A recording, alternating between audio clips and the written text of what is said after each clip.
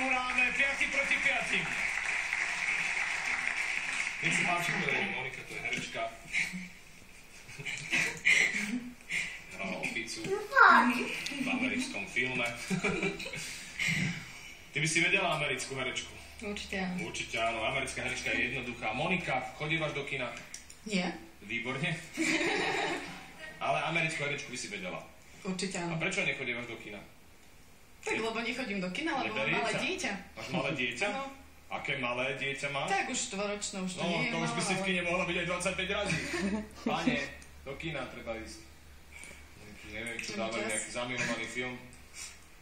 Tí oni upíri, čo sa tam cucajú navzájom a ľúbia navzájom. My sa cucáme doma. My sa doma, no dobre. Ruky za chrbát. 100 Slovákov sme sa opýtali, teraz hľadáme 6 najčastejších odpovedí na otázku.